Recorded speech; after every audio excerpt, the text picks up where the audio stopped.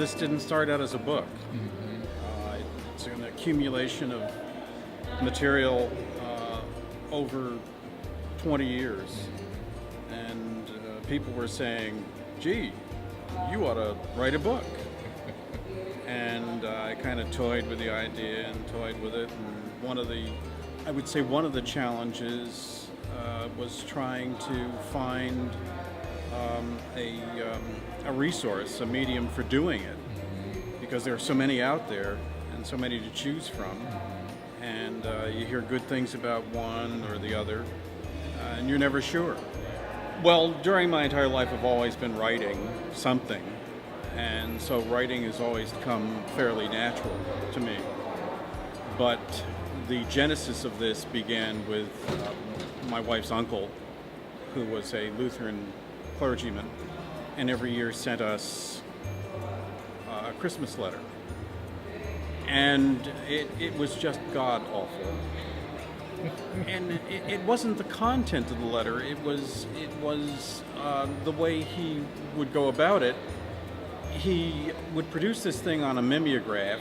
It went on for pages.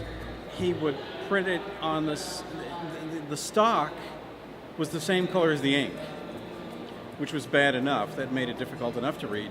But mimeograph, if the pressure on the drum wasn't uniform, you would lose type, you would lose copy.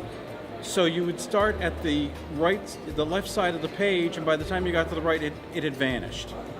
So I just said to my wife, is there any way that we can get him to drop us from his mailing list? And she said, no, you can't do that. That will just hurt his feelings. So I'm just searching my soul for some way to end this. I thought of doing a mock Christmas letter of my own, because those who know me know that I have a rather sarcastic and ironic sense of humor.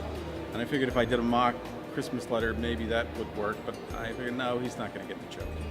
So I'm just searching, and one afternoon I'm watching a biography episode on killers. They were doing killers that week, and among the killers were the Menendez brothers. And a light bulb went on, and I said, I'm going to write a story that will be so offensive that maybe he will want to sever all ties with us completely.